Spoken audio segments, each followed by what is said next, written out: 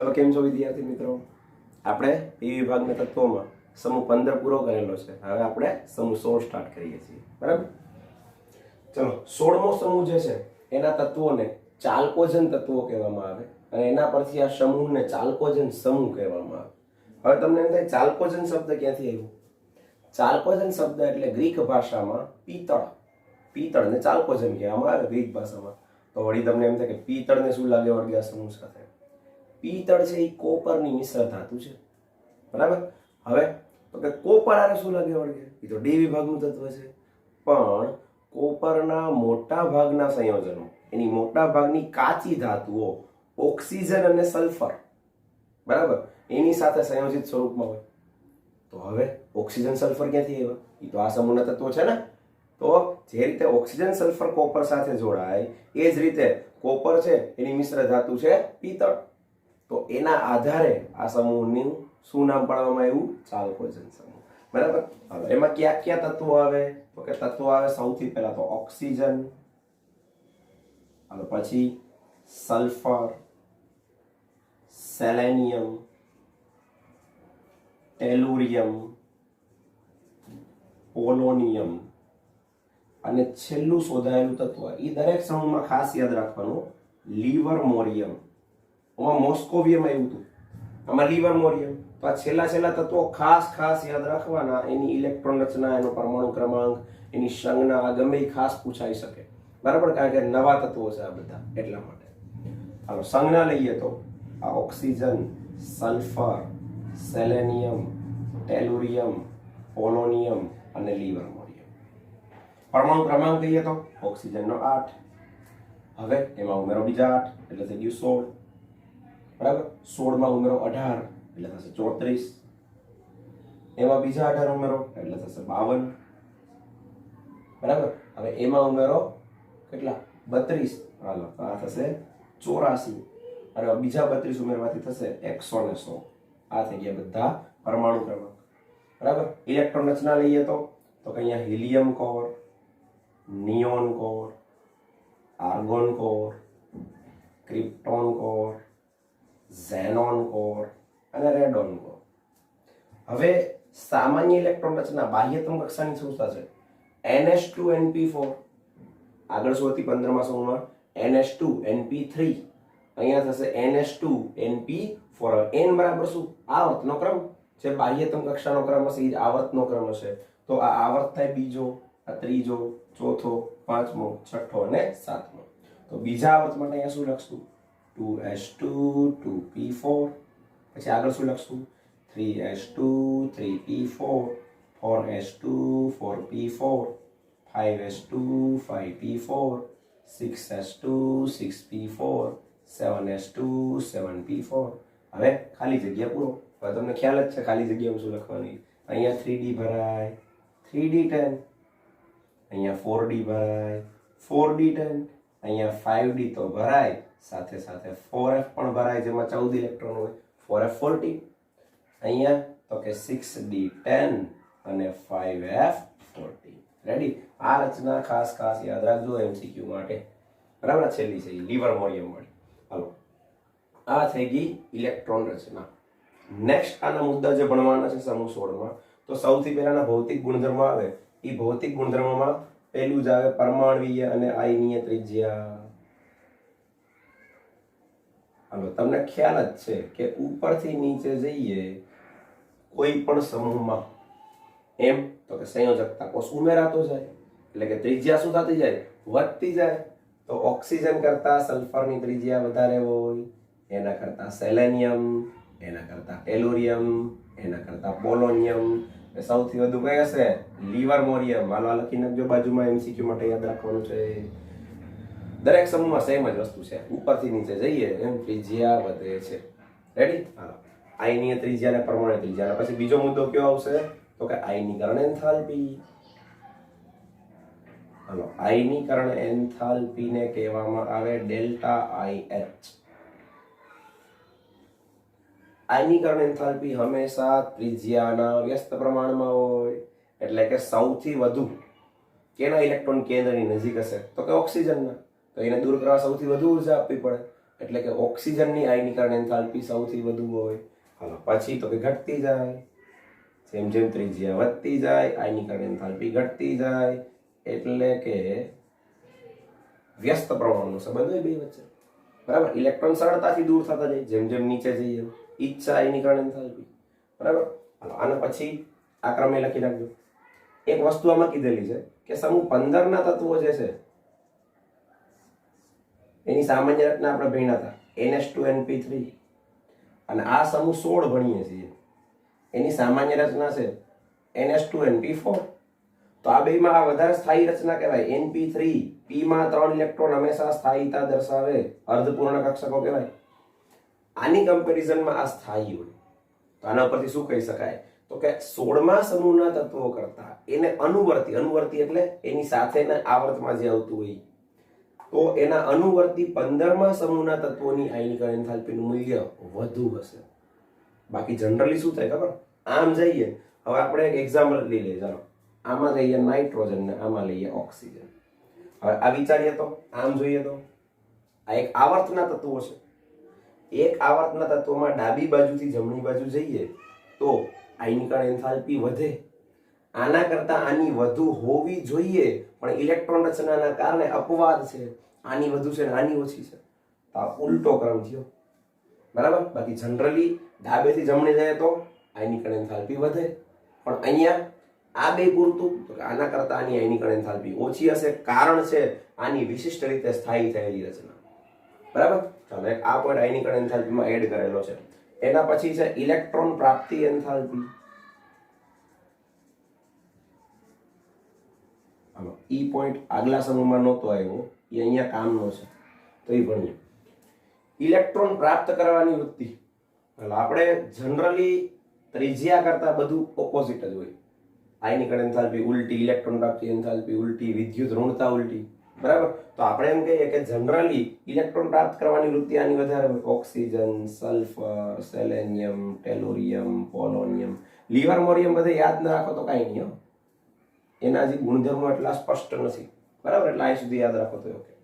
હવે ઇલેક્ટ્રોન પ્રાપ્ત કરવાની વૃત્તિ, આ બે તો સરખું જ થયું. તો આની વધારે હોય, એના કરતા ઓછી, એના કરતા ઓછી, આ સૌથી ઓછી. પણ ઇલેક્ટ્રોન પ્રાપ્ત કરતી વખતે યાદ રાખવાનું, આ પ્રક્રિયા ઉષ્મા શોષક છે. ઉષ્મા શોષક એટલે તો કે આમાં ઉર્જા આપવી પડે તો ઇલેક્ટ્રોન દૂર થાય. આ પ્રક્રિયા ઉષ્મા ક્ષેપક છે. જ્યારે આમાં ઇલેક્ટ્રોન દાખલ થાય ત્યારે ઉર્જા ઉત્પન્ન થાય, એટલે આને કેવી પ્રક્રિયા કહેવાય? ઉષ્મા ક્ષેપક. હવે પોઈન્ટ ઈ છે કે જનરલ ક્રમ આવો હોવો જોઈએ, પણ આ બેમાં પાછો અપવાદ છે. કઈ રીતનો અપવાદ છે? તો કે જો ઓક્સિજન છે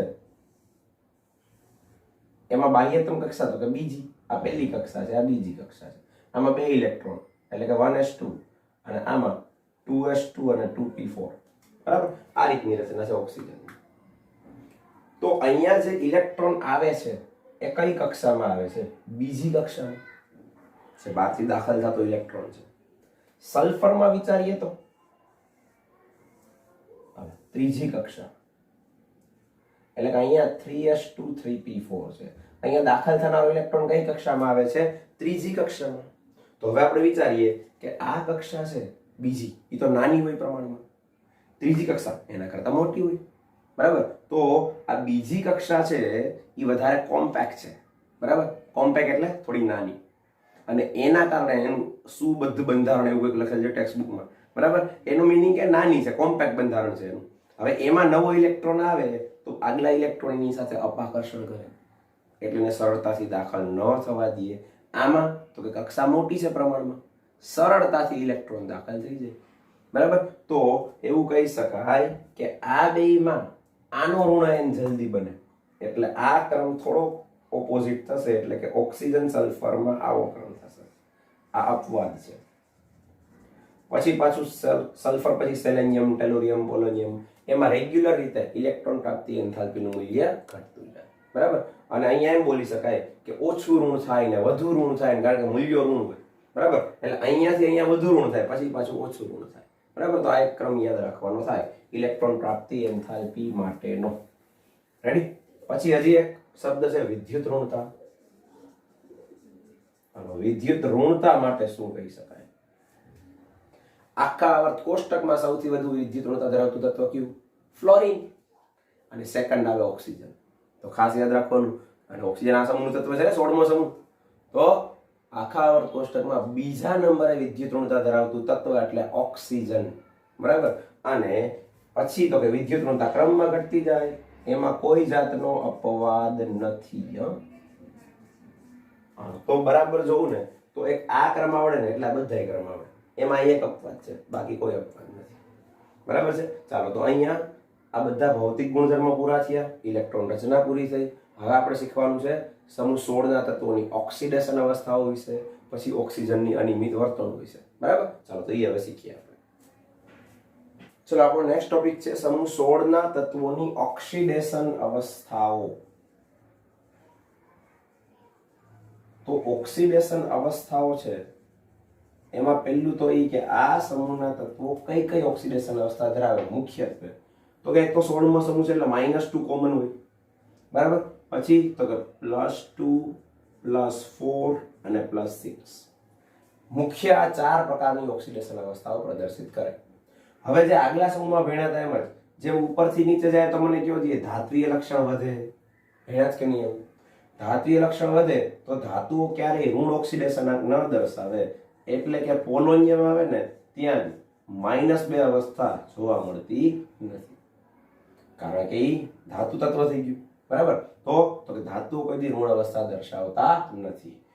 શરૂઆતના જે તત્વો છે ખાસ કરીને ઓક્સિજન મોસ્ટ ઓફ -2 અવસ્થા ધરાવે. ઓક્સિજન અને સલ્ફર બે મોસ્ટ ઓફ -2 અવસ્થા ધરાવે, કારણ કે એની ઋણ ઇલેક્ટ્રોન મેળવવાની વૃત્તિ વધારે હોય, કારણ કે પ્રબળ અધાતુ તત્વો છે તો. બરાબર. તો એમાં વધારે -2 અવસ્થા જોવા મળશે. બીજી એક વસ્તુ ખાસ યાદ રાખવાની, ઓક્સિજન માત્ર ને માત્ર ફ્લોરિન સાથેના સંયોજનમાં પ્લસ અવસ્થા ધરાવે.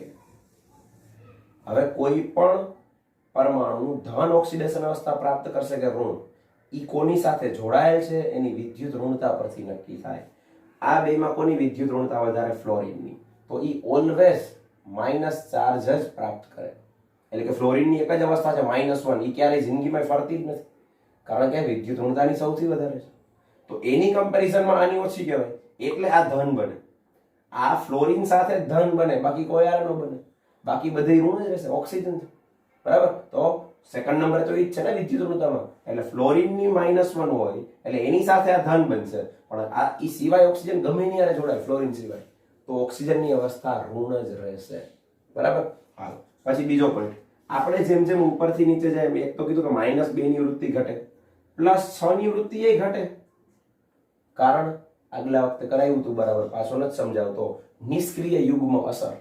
બરાબર. કારણ કે NH2NP4 છે, આ 2 ઇલેક્ટ્રોન S ના છે, ઈ કેન્દ્રની નજીક હોય, નિષ્ક્રિય સ્વરૂપે પડ્યા, યુગ્મ તો છે જોડી છે એટલે. બરાબર. તો ઈ અસરના કારણે માત્ર 4 ઇલેક્ટ્રોન છે ઈ બંધ બનાવવા ભાગી, આ 2 નહીં, એટલે +4 વધારે સ્થાયી બને. જેમ જેમ ઉપરથી નીચે જઈએ તો મહત્તમ અવસ્થા આ છે, પણ એમાંથી 2 ઓછા થાય, આ 2, એના કારણે આ વધારે સ્થાયી કહેવાય. સમજાણું? ચાલો તો એક આ પોઈન્ટ યાદ રાખવાનો.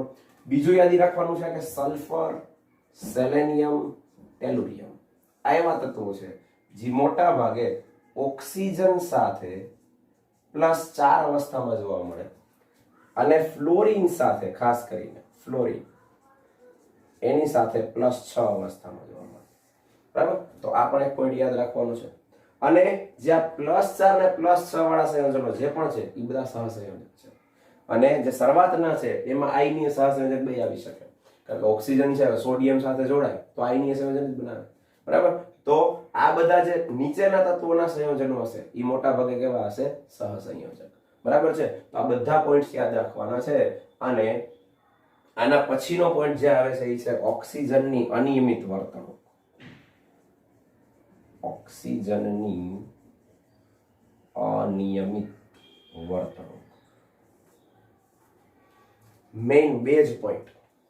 એક તો ઓક્સિજન છે એ તમને બધાને ખબર છે કયો બંધ બનાવે છે? હાઇડ્રોજન બંધ.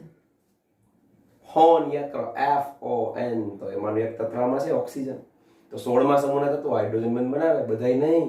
પહેલું જ તત્વ ઓક્સિજન. બીજા તત્વો હાઇડ્રોજન બંધ બનાવતા નથી. તો કે H2O, H2S, H2Se, H2Te, H2PO, આ ગમે ઈ કયો તમે, બધામાં આના ઉત્કલન બિંદુ ઊંચા, કારણ કે એમાં હાઇડ્રોજન બંધ જોવા મળે છે. એટલે આ બધાય કરતા ઓક્સિજનના સંયોજનો કંઈક અલગ છે. એમાં ખાસ કરીને હાઇડ્રાઇડ હાઇડ્રોજન સાથે જોડાય ત્યારે, કારણ કે ઓક્સિજનમાં હાઇડ્રોજન બંધ બનાવવાની પ્રબળ વૃત્તિ છે. એટલા માટે તો પહેલી અનિયમિત વર્તણૂક થઈ ગઈ. અને બીજી તમને ખ્યાલ જ છે, નાઇટ્રોજનમાં ભેણા તો ઈ જ શું, તો કે મહત્તમ બંધન ક્ષમતા, તો કે 4. આવર્ત 2 ના તત્વો, એટલે કે નાઇટ્રોજનમાં હતું એમ જ, નાઇટ્રોજન, ઓક્સિજન, ફ્લોરિન, આ એવા તત્વો છે કે જે 4 થી વધુ બંધ નથી બનાવી શકતા. કારણ શું? ડી કક્ષકો પ્રાપ્ય હોતી નથી.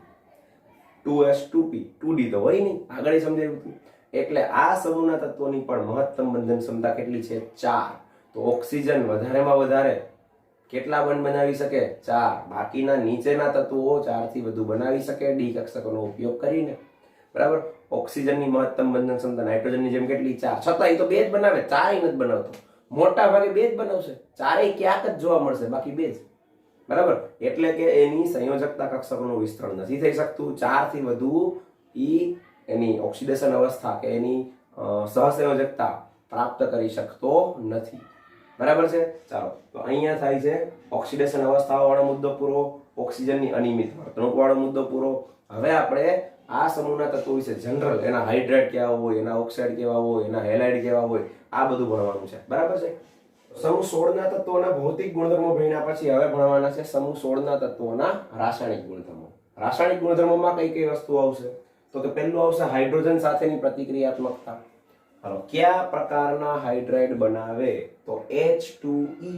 તમને ખ્યાલ જ છે, ઓક્સિજન યાદ કરજો, H2O, બસ એના જવાબ બધા છે ને, H2O, H2S, H2Se, H2Te, H2PO, બસ આ ટાઈપના સંયોજનો બનાવશે.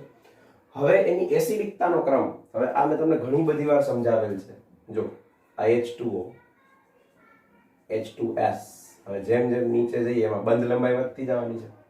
તો કોણ સરળતાથી H+ આપશે? જે નીચે છે, એટલે કે આ ઈ સરળતાથી H+ આપે તો એ સૌથી એસિડિક કહેવાય. આ સૌથી ઓછો એસિડિક કહેવાય, કારણ કે એ સરળતાથી H+ આપતો નથી.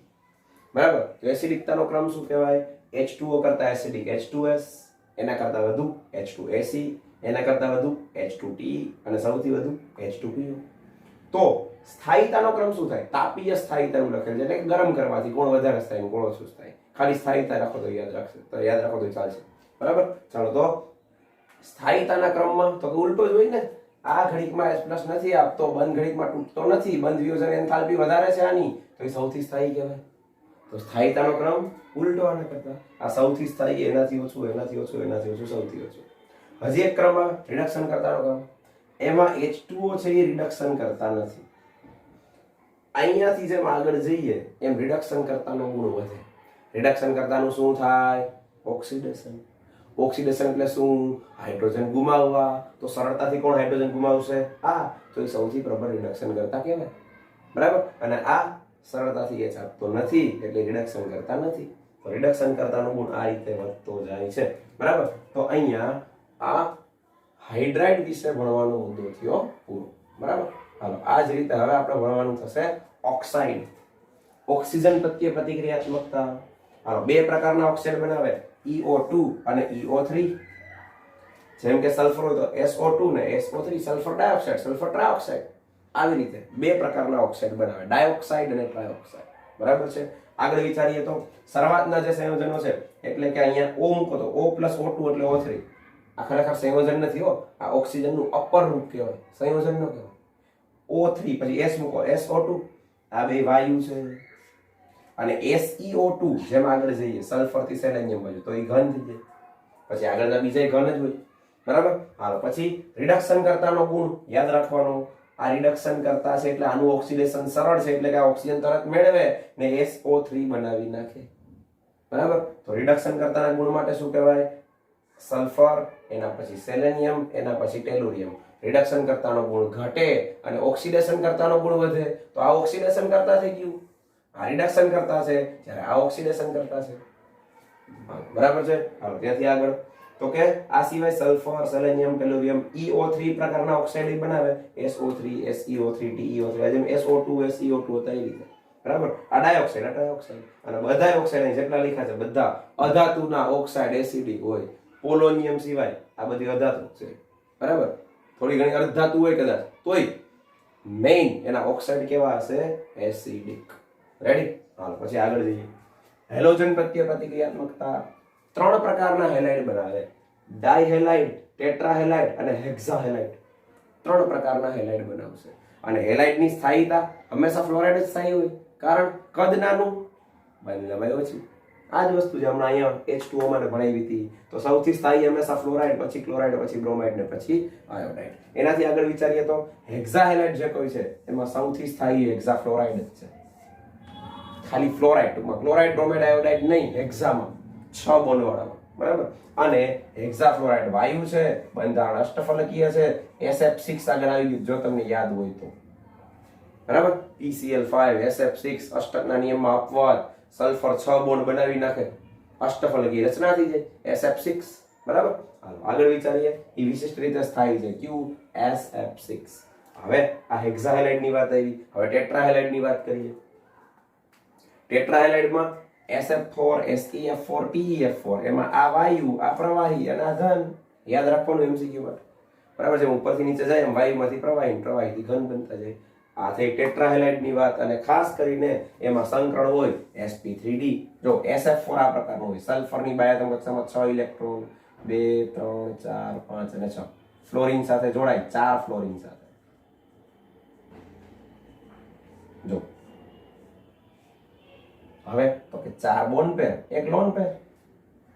તો સંકરણ કયું થયું? તો કે ટોટલ 4 ને 1 5 છે, તો sp3d. અને 5 છે એટલે ગોઠવણી અથવા બંધારણ ત્રિકોણીય દ્વિપિરામિડ કહેવાય, પણ આકાર ફરી જાય આ લોન પેરના કારણે. ઈ ધક્કાધક્કી કરે ને એટલે. તો આ કેના જેવું દેખાય? ઉચક નીચક, ચીંચવો. તો આનો આકાર કેવો હોય? ચીંચવો આકાર ધરાવે, બરાબર. હાલો તો આ પણ યાદ રાખવાનું ખાસ. હવે આવે ડાયહેલાઇડ. તો ઓક્સિજન સિવાય બધાય તત્વો ડાયક્લોરાઇડ ને ડાયબ્રોમાઇડ બનાવે છે, ઓક્સિજન નથી બનાવતું, બરાબર. અને એ બધામાં સંકરણ કયું હશે? sp3. તો બંધારણ કયું હશે? સમચતુષ્ફલકીય. હજી છેલ્લા આવે મોનોહેલાઇડ. આમાં ક્યાં આવ્યા નથી મોનોહેલાઇડ, 3 પ્રકારના જ કીધા, પણ અમુક બનાવે છે SF, SCl, SBr, SECl, SEBr આ રીતે. પણ આ બધા દ્વિઅણુ સ્વરૂપે હોય એટલે આને ખરેખર લખાય છે ખબર? SF ન લખાય, H2F2, H2Cl2, H2Br2 આ રીતે લખવામાં આવે બધાયને. Se2Cl2, Se2Br2. એટલે કે છે મોનોહેલાઇડ પણ છે દ્વિઅણુ, 2 અણુ ભેગા જ હોય એના, સ્થાયી એ રીતે વધારે હોય, બરાબર. એટલા માટે. અને છેલ્લો પોઈન્ટ ઇમ્પોર્ટન્ટ, આ ખાસ ઇમ્પોર્ટન્ટ યાદ રાખજો MCQ માટે. વિષમીકરણ અનુભવે આ બધા મોનોહેલાઇડ છે ને. વિષમીકરણનો મીનિંગ શું? એનો જ ઓક્સિડેશન ઘટે ને એનો જ વધે. એટલે કે ઓક્સિડેશન એ સેલેનિયમ નું થાય ને રિડક્શન એ સેલેનિયમ નું થશે. અહીંયા જો સેલેનિયમ નું ઓક્સિડેશન ગણો તો +1 થાય, અહીંયા ગણશો તો +4 થશે અને અહીં 0 થશે. હાલો જોઈ લેજો, 1 થી 4 વધારો એમાં, 1 થી 0 ઘટાડો એમાં. શું કહેવાય આને? જેનું ઓક્સિડેશન એનું જ રિડક્શન. આ પ્રક્રિયાને કઈ બોલાય? વિષમીકરણ પ્રક્રિયા. હાલો ક્લિયર થઈ ગયું. આ અહીંયા સમૂહ 16 ના તત્વોના રાસાયણિક ગુણધર્મો પૂરા થાય છે. હવે આપણે સ્પેશિયલ ઓક્સિજન વિશે ભણવાનું છે, બરાબર. ઓક્સિજન વિશે ભણી અને પછી આના સંયોજનો ભણવાના થાય. સંયોજનોમાં 2 જ વસ્તુ ભણવાની છે, એક તો ઓક્સો એસિડ સમૂહ 16 ના તત્વોના, અને બીજું આવશે સલ્ફ્યુરિક એસિડ. સલ્ફરનું બહુ અગત્યનું સંયોજન H2SO4. એટલું પૂરું થાય ને અહીંયા 16મો સમૂહ પૂરો, બરાબર. ચાલો તો આના પછીનો પોઈન્ટ ચાલુ કરીએ આપણે. હવે સમૂહ 16 ના તત્વમાં ભણવાનું છે આપણે ડાયઓક્સિજન, O2 વિશે. સૌથી પહેલા આવે એની બનાવટ. તો પ્રયોગશાળામાં ઓક્સિજનને કઈ કઈ રીતે બનાવી શકાય? તો પહેલી જ પ્રક્રિયા છે KClO3. આને કે પોટેશિયમ ક્લોરેટ. અહીંયા તમે પોટેશિયમ પરમેંગેનેટ પણ લઈ શકો, નાઇટ્રેટ પણ લઈ શકો. આ બધા ઓક્સિજનથી ભરપૂર સંયોજનો છે, બરાબર. અને ગરમી અને ઉદ્દીપક યાદ રાખજો, MnO2 મેંગેનીઝ ડાયોક્સાઇડનો ઉપયોગ થાય. તો આમાંથી KCl અને O2 છૂટા પડે તો આ O2 ની પહેલી બનાવટ થઈ પ્રયોગશાળામાં, બરાબર. હાલો પછી બીજી પ્રક્રિયા તો કે ધાત્વિક ઓક્સાઇડ, ધાતુના ઓક્સાઇડ. જો સિલ્વર, લેડ, મર્ક્યુરી અને લેડ આ બધી ધાતુ છે. ધાતુના ઓક્સાઇડનું ઉષ્મીય વિઘટન કરો એટલે કે આને ગરમ કરો. ધાતુ છૂટી પડશે 4Ag અને O2.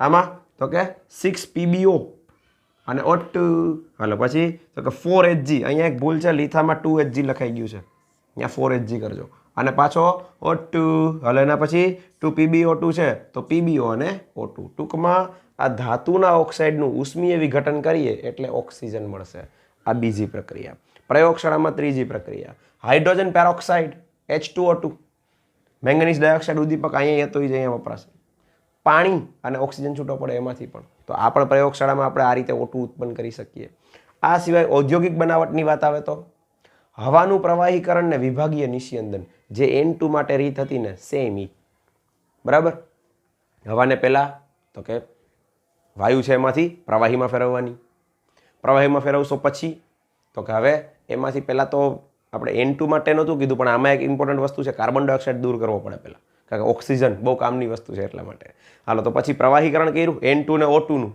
બેય પ્રવાહીમાં ફેરવાઈ ગયા હવે ધીમે ધીમે એનું તાપમાન વધવા દેવાનું તો પહેલાં કયો વાયુ છૂટો પડે તો કે N2 ત્યારે O2 થઈ જાય પ્રવાહી O2 પ્રવાહી જ છે O2 હજી વાયુમાં નહીં ફેરવાય પહેલાં N2 ફેરવાઈ જશે આવું આપણે ત્યારે ભણ્યા હતા N2 ને જુદો કરી નાખો તો O2 પ્રવાહી ને N2 વાયુ બે થઈ ગયા જુદા કારણ કે O2 છે એનું ઉત્કલન બિંદુ 90 કેલ્વિન છે બરાબર જ્યારે N2 છે એનું ઓછું છે એટલે એ પહેલાં વાયુમાં ફેરવાઈ જાય સમજાણું કારણ કે આપણે શેમાં પ્રવાહીમાંથી વાયુમાં ફેરવીએ છીએ તો તાપમાન નીચેથી વધતું જાય તો પહેલાં N2નું આવે એ વાયુમાં ફેરવાઈ જાય O2 ત્યારે પ્રવાહી જ રહે આ રીતે બે જુદા થઈ જાય અને કહેવાય પ્રવાહીકરણ અને પછી વિભાગીય નિસ્યંદન બરાબર આ પદ્ધતિ N2માં હતી સેમ O2માં લાગુ પડશે ટૂંકમાં બરાબર હાલો પછી વિદ્યુત વિભાજન પાણીનું વિદ્યુત વિભાજન કરો તમને ખબર જ છે એનોડ કેથોડ H2 ને O2 કેથોડ ઉપર H2 ને એનોડ ઉપર O2 આ પણ ઔદ્યોગિક બનાવટ કહી શકાય બરાબર છે હાલો પછી એના ભૌતિક ગુણધર્મો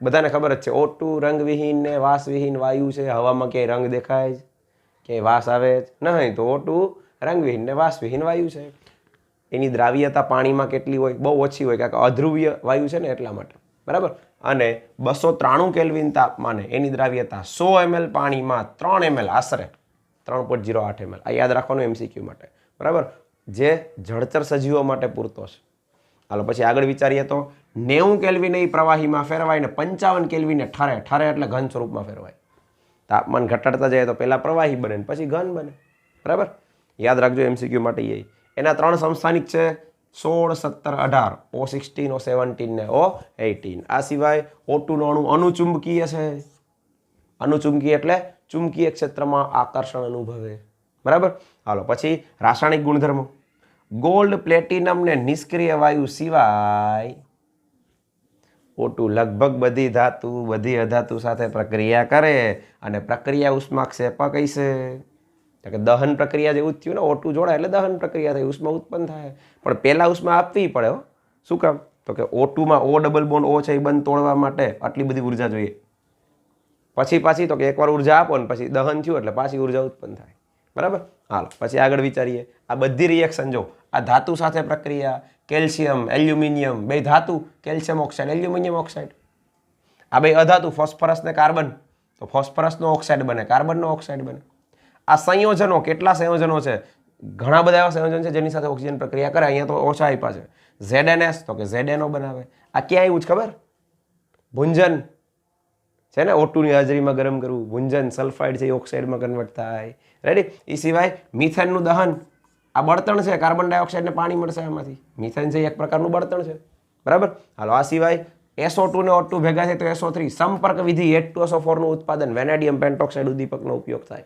ભણી ગયા છે આપણે આગળ બરાબર હાલો આ સિવાય HCl ને O2 ની પ્રક્રિયાથી Cl2 વાયુ ઉત્પન્ન થાય આ ચેપ્ટરમાં આગળ આવશે 17મા સમૂહના તત્વોમાં ક્લોરીનની બનાવટ ડેકન વિધિ કહેવામાં આવે ને ડેકન નામના વૈજ્ઞાનિકે ગોતી હતી ક્લોરીન વાયુનું ઉત્પાદન એનો ઉદ્દીપક CuCl2 MCQ માટે યાદ રાખવાનું ઉપયોગો ક્યાં યુઝ થાય શ્વસનમાં પછી દહનમાં હળગાવવા માટે ઓક્સીએસિટિલિન વેલ્ડિંગમાં O2 નો યુઝ થાય પછી ધાતુઓના ઉત્પાદનમાં સ્ટીલના ઉત્પાદનમાં હોસ્પિટલમાં પર્વતારોહણમાં અને ઊંડાણમાં ઓલા સિલિન્ડર આવે ને ઓક્સિજનના બાટલા બરાબર હા તો એમાં ઓક્સિજન જ હોય પછી બળતણના દહનમાં આ બળતણ જ છે એનું દહન કરવા ઉપયોગ થાય અને ખાસ કરીને રોકેટ બળતણ એમાં હાઇડ્રેઝિનનો ઉપયોગ થાય બળતણ તરીકે હાઇડ્રેઝિન NH2NH2 અથવા N2H4 કહો તોય ભલે બરાબર તો એ હાઇડ્રોજન રોકેટને દબાણ પૂરું કરવા માટે એમાં દહન માટે ઓક્સિજનનો ઉપયોગ થાય.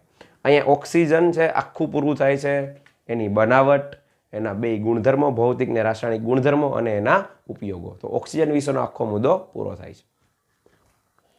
ચલો આપણો નેક્સ્ટ પોઈન્ટ છે સલ્ફર. ઓક્સિજન વિશે પૂરું કર્યું. સલ્ફરના ઓક્સો એસિડ. હાલો ઓક્સો એસિડ શું છે હવે તમને બધાને ખ્યાલ જ છે. ઓક્સો સમૂહ હોય અને એ જ છૂટો પડી શકે એમ હોય એટલે ઓક્સો એસિડ કહેવાય. હાલો તો H2SO3 પેલો એસિડ સલ્ફ્યુરસ એસિડ. હાલો આ સલ્ફર બરાબર, એક ડબલ બોન્ડ ઓક્સો ગ્રુપ તો હશે જ ઓક્સો એસિડમાં. OH અને એક લોન પેર વચ્ચે H2SO3. એ જ રીતે H2SO4 અહીંયા ડબલ બોન્ડો આવી જાય બરાબર. આ બે ઇલેક્ટ્રોન યુઝ થઈ જાય, જો બીજો કંઈ ફેર નથી. થઈ ગયું H2SO4 સલ્ફ્યુરિક એસિડ બરાબર. એના પછી H2S2O8 પેરોક્સાઇડ રિંગ હોય એમાં. પેરોક્સાઇડ એટલે O અને O વચ્ચે સિંગલ બોન્ડ અને પેરોક્સાઇડ કહેવાય બરાબર. તો પેરોક્સાઇડ હશે એટલે પેરોક્સો ડાયસલ્ફ્યુરિક એસિડ. હાલો તો H2SO4 જે છે આ બરાબર, એમાંથી એક H કાઢી નાખવાનો. શું વધ્યું? S double bond O double bond O OH અને O. S double bond O double bond O OH અને O. આવું જ બીજું બે જોડી દો એટલે ડાયસલ્ફ્યુરિક એસિડ બરાબર. તો એટલો જ ફેર છે. અને વચ્ચે આ પેરોક્સાઇડ રિંગ છે જો બરાબર છે. અને H2S2O7 જેને ઓલિયમ કહેવામાં આવે, ધુમાયમાન સલ્ફ્યુરિક એસિડ અથવા પાયરોસલ્ફ્યુરિક એસિડ, એમાં માત્ર આ બે O છે ને અહીંયા એક O કરી નાખવાનો છે, બીજો કંઈ ફેર નથી. H2S2O7 O8 ની જગ્યાએ O7 છે, એક ઓક્સિજન ઓછો છે. હવે વિચારો આ પ્રશ્ન ગયા વખતે 2 માર્કમાં પૂછી લીધો કે આના બંધારણ દોરો, તો આવું પૂછી નાખે. આપણે આ વર્ષે ચિંતા નથી કરવી, કંઈ આમાંથી થિયરી માટે તૈયાર નથી કરવું, માત્ર MCQ માટે પ્રિપેર કરો બરાબર. હાલો આગળ ગુણધર્મો H2SO4 ના. હવે આ બધા ઓક્સો એસિડમાં વધારે ઇમ્પોર્ટન્ટ કયું છે કા? તો એના ગુણધર્મોના ઉપયોગો ભણી લઈએ. એ ભણી લઈએ ત્યાં 16મો સમૂહ પૂરો બરાબર. ઘણું બધું હતું હજી આ સિવાય. ઓક્સિજનના અપર રૂપો હતા બરાબર, એટલે કે ઓઝોન ખાસ કરીને બરાબર. સલ્ફરના સંયોજનમાં સલ્ફર ડાયોક્સાઇડ હતું બરાબર. આ બધું હતું પણ નીકળી ગયું. એટલે હવે માત્ર સલ્ફ્યુરિક એસિડ, એની બનાવટ હતી પહેલાં, સંપર્ક વિધિ આખી કે કેમ બને એ નીકળી ગયું સિલેબસમાંથી. માત્ર એના ગુણધર્મનો ઉપયોગો ભણી લઈએ ત્યાં 16મો સમૂહ પૂરો. પછી 17 ને 18 બે બાકી રહ્યા બરાબર. હાલો તો ગુણધર્મો ભણીએ. રંગવિહીન છે, ઘટ છે, તૈલી પ્રવાહી છે, H2SO4 છે. બીજું તો કે 298 કેલ્વિન તાપમાન, એની વિશિષ્ટ ઘનતા કેટલી છે? 1.84. પછી આગળ 283 કેલ્વિન તાપમાને ઠરે એટલે તો કે બરફમાં ફેરવાય બરાબર. બરફ એટલે પાણીનો જ બરફ હોય, આપણે એમ કે ઘન સ્વરૂપમાં ફેરવાય બરાબર. હાલો પછી 611 કેલ્વિન તાપમાને ઉકળે, એનું ઉત્કલન બિંદુ થઈ ગયું, આ ઠાર બિંદુ થઈ ગયું બરાબર. હાલો પછી આગળ જ્યારે તમે H2SO4 ને પાણીને મિક્સ કરો ને તો પ્રક્રિયા પ્રબળ ઉષ્માક્ષેપક હોય.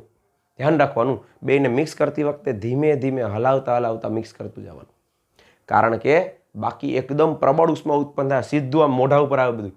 એટલે બનાવતી વખતે એનું દ્રાવણ બનાવતી વખતે બહુ કાળજી રાખવી પડે. લેબોરેટરીમાં ધ્યાન રાખજો, તમે ગમે ત્યારે કોલેજમાં હોવ ને H2SO4 ના પ્રેક્ટિકલ હાલતા હોય ને ત્યારે બહુ ધ્યાન રાખવાનું. ગમે ત્યારે જો ધ્યાન ના રાખો ને તો સીધી ઉષ્મા હામી આવે બરાબર. તો ધ્યાન રાખવાનું, ઉષ્માક્ષેપક પ્રક્રિયા હોય.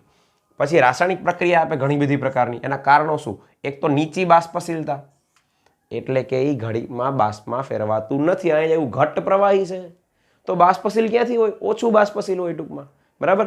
બીજું પ્રબળ એસિડિક લક્ષણ, બધાને ખબર જ છે H2SO4 પ્રબળ એસિડ છે. પાણી પ્રત્યે પ્રબળ આકર્ષણ છે બરાબર, તરત પાણી યારે મિક્સ થઈ જાય. અને ઓક્સિડેશન કરતાનો ગુણ દર્શાવે. આ બધાને લીધે રાસાયણિક ગુણધર્મો સારા એવી પ્રક્રિયાઓ આપે રાસાયણિક ગુણધર્મોમાં બરાબર. જલીય દ્રાવણમાં 2 તબક્કામાં આયનીકરણ થાય. શું કામ? 2H+ છે ને, બેઝિકતા 2 છે એની. પહેલાં તમે પાણી નાખો તો H3O+ એક છૂટો પડે અને HSO4- છૂટું પડે. બીજી વાર પાછું પાણી નાખો તો આમાંથી પાછો એક H+ છૂટો પડે અને SO4- 2 છૂટું પડે. પહેલી પ્રક્રિયા છે એના અચળાંકને કહેવાય Ka1, બીજી પ્રક્રિયાના અચળાંકને કહેવાય Ka2. Ka1 નું મૂલ્ય બહુ જ ઊંચું હોય, 10 કરતાંય વધુ. એ શું દર્શાવે? તો કે આ પ્રક્રિયા બહુ ઝાઝી થાય. પહેલી જ વારમાં આ બે આયનો મહત્તમ છૂટા પડી જાય, પછી બહુ રિયાજ ન હોય છેલ્લે. એટલે કે છેલ્લે આયનો બીજા તબક્કામાં બહુ ઓછા H+ નીકળે, એવો મિનિંગ થયો. કારણ કે એનો વિયોજન અચળાંક છે એ બહુ ઓછો છે. આ 0.012 થયું ના 10 કરતાં મોટું. વિચાર તો કરો કે એવડો ગેપ છે. વિયોજન અચળાંક કહેવાય એને. વિયોજન કેટલું થયું એ દર્શાવે. આ મૂલ્ય જેમ મોટું હોય ને એમ એસિડની પ્રબળતા વધુ હોય. બરાબર. હાલો, બીજું એક લીથામાં ભૂલ રહી ગઈ છે. અહીંયા પાછું H2SO4 માઇનસ લખાઈ ગયું. જોજો, HSO4 માઇનસ આવશે, જે અહીંયા ઉત્પન્ન થયો ને ઈ, અને પછી એમાંથી પાછું એક H પ્લસ નીકળે. બરાબર. અને આમાં પાછો એક મુદ્દો કે બે પ્રકારના ક્ષાર બનાવશે. સલ્ફેટ એ છૂટો પડ્યો, બાયસલ્ફેટ એ છૂટો પડ્યો. તો આના ક્ષાર એ બને, આના ક્ષાર એ બને. આને બાયસલ્ફેટ અથવા એસિડ સલ્ફેટ પણ કહેવાય, કારણ કે H પ્લસ એક છે એની અંદર, એટલે એસિડ સલ્ફેટ. બરાબર. હાલો, તો સલ્ફેટવાળા બે ક્ષાર આપણે વિચારીએ તો સોડિયમ સલ્ફેટ, કોપર સલ્ફેટ, આ ક્ષાર થયા. એસિડ સલ્ફેટ અથવા બાયસલ્ફેટ NaHSO4, જો HSO4 થયું એમાં જોડાણું, આમાં SO4 જોડાણું હતું, આમાં HSO4. ટૂંકમાં એ બે પ્રકારના ક્ષાર આપે. બરાબર. પહેલા સલ્ફેટ ક્ષાર ને બીજા બાયસલ્ફેટ અથવા એસિડ સલ્ફેટ ક્ષાર. આ બે પ્રકારના ક્ષાર બનાવશે, કારણ કે એ બે પ્રકારના ઋણાયનો ઉત્પન્ન કરે છે, એટલે બે પ્રકારના ક્ષાર બનાવશે. બરાબર. હજી આની થોડીક ગુણધર્મોનો ઉપયોગો બાકી છે, જોઈ લઈએ, પછી આપણા લેક્ચર પૂરો કરીએ. ચલો, લાસ્ટ ટોપિક ભણીએ આપણે H2SO4 ના ગુણધર્મોમાં. બરાબર. અને પછી એના ઉપયોગો જોઈ લઈએ. હવે H2SO4 છે એ અન્ય એસિડ બનાવવા માટે યુઝ થાય. કઈ રીતે? તો કે જેમ કે આ ધાતુનો કોઈ X સાથેનું સંયોજન છે. X એટલે શું? ફ્લોરિન, ક્લોરિન અથવા નાઇટ્રેટ. જેમ કે તમે અહીંયા સોડિયમ લ્યો, એની સાથે X ની જગ્યાએ ફ્લોરિન લ્યો, NaF. બરાબર. આ M એટલે મેટલ, X એટલે આ ત્રણમાંથી એક, ફ્લોરિન, ક્લોરિન અથવા નાઇટ્રેટ. એની સાથે H2SO4 ની પ્રક્રિયા તમે કરશો એટલે બનશે આ 2H અને આ 2F, એટલે 2HF, HF. અને આ N છે Na, એ Na2SO4 આવું બનાવી નાખશે. અહીંયા માની લો કે તમે ક્લોરિન લ્યો તો HCl બનશે, અને અહીંયા તો શું બનશે? તો કે SO4 છે એ Na સાથે જોડાશે. બરાબર. ફ્લોરિનની જગ્યાએ ક્લોરિન આવ્યું. અહીંયા નાઇટ્રેટ લ્યો તો HNO3 બનશે. ટૂંકમાં આ X ની જગ્યાએ આ ત્રણમાંથી કોઈ પણ તત્વ લ્યો એટલે HF, HCl, HNO3 આવા એસિડ બને, જેની બનાવટમાં H2SO4 વપરાય. બરાબર. હાલો, પછી સાંદ્ર H2SO4 છે એ પ્રબળ નિર્જળીકરણ કરતા છે. નિર્જળીકરણ કરતાનો મિનિંગ શું? તો કે પાણી દૂર કરવા વપરાય. એટલે કે તમે ભીના વાયુઓને શુષ્ક બનાવવા હોય તો એમાં H2SO4 માંથી એને પસાર કરવામાં આવે. H2SO4 શું કરે? તો કે જીવી ભીના વાયુઓ છે એનો ભેજનું શોષણ કરી લે. બરાબર. તો એ ભીના વાયુઓને શુષ્ક બનાવવા માટે H2SO4 વપરાય, સાંદ્ર. પણ એક વસ્તુ ખરી કે એ વાયુઓ છે આની એટલે પ્રક્રિયા ન કરવા જોઈએ, બાકી એ બે વચ્ચે નવું સંયોજન બની જાય. બરાબર. એટલે જે રિએક્શન ન કરતા હોય એવા ભીના વાયુને શુષ્ક બનાવવા માટે સાંદ્ર H2SO4 વપરાય. ચાલો, પછીનો પોઈન્ટ, એ કાર્બનિક સંયોજનમાંથી પાણી દૂર કરે. જેમ કે ખાંડ, એમાં H2SO4 નાખો એટલે થોડીક વારમાં ખાંડ કાળી પડી જાય. કાળી પડી જાય એટલે શું? કાર્બન જ વધે, પાણી તો નીકળી ગયું અંદરથી બધું. રેડી. અને ચેરિંગ પ્રક્રિયા કહેવામાં આવે. હાલો, પછીનો પોઈન્ટ, તો કે એ પ્રબળ ઓક્સિડેશન કરતા છે. HNO3 પણ પ્રબળ ઓક્સિડેશન કરતા છે, નાઇટ્રિક એસિડ. બરાબર. તો H2SO4 એ પ્રબળ ઓક્સિડેશન કરતા, HNO3 એ પ્રબળ ઓક્સિડેશન કરતા. ઈ બેમાં પાછો તો કે H2SO4 થોડોક ઓછો નાઇટ્રિક એસિડ કરતા. નાઇટ્રિક એસિડ વધારે પ્રબળ છે, આપણે ઓર્ગેનિકમાં યુઝ કર્યો છે HNO3. બરાબર. પ્રબળ ઓક્સિડેશન કરતા તરીકે. તો સૌથી પ્રબળ HNO3, એનાથી ઓછો H2SO4 ને એનાથી ઓછો ફોસ્ફોરિક એસિડ H3PO4. તો આ બેનો મધ્યવર્તી છે એમ કહેવાય. આ પ્રબળ સૌથી, આ એનાથી ઓછો, આ એનાથી ઓછો. અને એના ઓક્સિડેશન કરતા ગુણને કારણે એ ધાતુઓનું ઓક્સિડેશન એ કરે અને અધાતુઓનું કરે. હાલો, આ ધાતુ કોપર, સલ્ફર ને કાર્બન અધાતુ. હવે આનું ઓક્સિડેશન કરશે H2SO4. બરાબર. ઓક્સિડેશન કરે તો કે કોપર છે એમાંથી કોપર સલ્ફેટ બનશે. આ સલ્ફરનો સલ્ફર ડાયોક્સાઇડ બનશે, કાર્બનનો કાર્બન ડાયોક્સાઇડ બનશે. H2SO4 નો સલ્ફર કેમાં ફેરવાશે? દરેક વખતે સલ્ફર ડાયોક્સાઇડમાં. જો આમાં સલ્ફર ડાયોક્સાઇડ, આમાં સલ્ફર ડાયોક્સાઇડ, આમાંય એક સલ્ફર ડાયોક્સાઇડ આનો બને ને બે આના બને, એટલે એમાંય સલ્ફર ડાયોક્સાઇડ તો છે જ. તો શું યાદ રાખવાનું થાય? જ્યારે H2SO4 ધાતુ અથવા અધાતુ સાથે પ્રક્રિયા કરે, ઓક્સિડેશન કરતા તરીકે વર્તે, ત્યારે એનું પોતાનું રિડક્શન થાય. ઓક્સિડેશન કરતાનું શું થાય? રિડક્શન. અહીંયા સલ્ફરનો ઓક્સિડેશન નાખ +6, એ ઘટશે, SO2 બનશે ને, તો SO2માં Sનો ઓક્સિડેશન નાખ +4 થાય. એટલે કે આ ઓક્સિડેશન કરતા છે, એનું રિડક્શન થશે, રિડક્શન થઈ ને SO2માં કન્વર્ટ થશે. બરાબર. દરેક પ્રક્રિયામાં. હાલો, હવે આના પછી લાસ્ટ પોઈન્ટ શું છે? H2SO4 ના ઉપયોગો. હાલો, બહુ જ ઇમ્પોર્ટન્ટ રસાયણ છે, ઉદ્યોગોની અંદર બહુ જ વપરાય છે. એ એટલો બધો યુઝફુલ છે કે કોઈ પણ રાષ્ટ્ર એનું ઔદ્યોગિક સામર્થ્ય કેટલું છે, કોણ વધારે ઔદ્યોગિક રીતે નંબર આપે કે પહેલો નંબર બીજો નંબર કોનો છે, તો એના માટે આની ઉત્પાદન જોવામાં આવે. કયું રાષ્ટ્ર એક્ટોસોફોરનું કેટલું ઉત્પાદન કરે, કેટલો વપરાશ કરે, એના ઉપરથી નક્કી થાય કે કોઈ પણ રાષ્ટ્ર કેટલું શક્તિશાળી છે ઔદ્યોગિક રીતે. બરાબર, એટલું બધું ઉપયોગી રસાયણ છે. ઘણા બધા સંયોજનના ઉત્પાદનમાં એનો ઉપયોગ થાય. બરાબર. આ સિવાય ખાતરો બનાવવા, એમોનિયમ સલ્ફેટ, સુપર ફોસ્ફેટ, આ બધા ખાતરો બનાવવા એક્ટોસોફોર વપરાય. પેટ્રોલિયમના શુદ્ધિકરણમાં એમસીક્યુ એકવાર પૂછાયેલ છે, પેટ્રોલિયમના શુદ્ધિકરણમાં શેનો ઉપયોગ થાય? H2SO4. બરાબર. આ સિવાય વર્ણકો, રંગ આપવો, વર્ણ એટલે રંગ આપવા માટેના જે ઉદ્યોગો છે, બરાબર, એમાં એનો ઉપયોગ થાય. પેઇન્ટ્સ, અલગ અલગ પ્રકારના પેઇન્ટ ઉદ્યોગોમાં ઉપયોગ થાય. રંગકો, એ એક ટાઈપનું આ થયું ડાય જેવું. ડાય એટલે રંગક, એઝો ડાય આપણે આવી રીતે આગળ. બરાબર. એ રીતે આવા મધ્યવર્તી સંયોજનના ઉત્પાદનમાં H2SO4 યુઝ થાય. એ સિવાય પ્રક્ષાલક ઉદ્યોગ, પ્રક્ષાલક એટલે ડિટર્જન્ટનો ઉદ્યોગ જે કંઈ છે એમાં પણ H2SO4 યુઝ થાય. ધાતુકર્મીય અનુપ્રયોગો, ધાતુકર્મ વિધિ શું છે આપણે ભણી ગયા છીએ. બરાબર. એનેમલિંગ એટલે લેયર ચડાવવું ઉપર, ઇનેમલ ઉપરનું આવરણ. ઇલેક્ટ્રોપ્લેટિંગ, વિદ્યુતનો યુઝ કરી અને આપણે શું કહેવાય, વિદ્યુતનો ઢોળ ચડાવવો. બરાબર. હાલો, એના પછી ગેલ્વેનાઇઝિંગ, આપણે લોખંડને કટાતું અટકાવવું હોય તો ઝિંક એની ઉપર લગાડવામાં આવે, એને ગેલ્વેનાઇઝ્ડ લોખંડ કહેવામાં આવે. તો ગેલ્વેનાઇઝિંગ આ બધું કરવું હોય ને એ પહેલાં ધાતુની સફાઈ કરવી પડે. એ H2SO4 થી કરવામાં આવે. પછી એની ઉપર અલગ અલગ લેયર ચડાવી શકાય ટૂંકમાં. બરાબર. આ ત્રણેયનો મિનિંગ આમ તો લેયર ચડાવવાનો જ થયો. આ ઢોળ ચડાવવો વિદ્યુતીય રીતે. બરાબર. આ ગેલ્વેનાઇઝિંગમાં Fe ઉપર ઝિંકનો ઢોળ ચડાવવો. બરાબર. અને એનેમલિંગ, એ લેયર બનાવવું. આ બધાય પહેલાં ધાતુની સપાટીની સફાઈ કરવી પડે. એ સફાઈ H2SO4 દ્વારા કરવામાં આવે. સંગ્રાહક કોષ એટલે જે રિચાર્જેબલ બેટરી હોય એને સંગ્રાહક કોષ કહેવાય. કારની અંદર જે બેટરી યુઝ થાય એ સંગ્રાહક કોષ છે. બરાબર. એમાં આપણે એમ કહીએ ને કે એમાં પાણી ખલાસ થઈ ગયું બેટરીમાં, એ ખરેખર પાણી ખલાસ નથી હોય, H2SO4 હોય એમાં, એ ખલાસ થયું હોય. બરાબર. હાલો, પછી તમે એમ કહો તો નાખીએ તો પાણી, એ જેમ પાણી નાખતો જાવ ને અંદર H2SO4 છે એ મંદ થતું જાય. અમુક ટકા હોય, 38% જેવું હોય. પછી તમે દર વખતે પાણી નાખો ધીમે ધીમે મંદ થતું જાય. અને અમુક ટાઈમે પછી તો કે હાવ મંદ થઈ જાય, નકરું પાણી જ વધે અંદર, ત્યારે પાછું શું નાખવું પડે? થોડુંક H2SO4. બરાબર.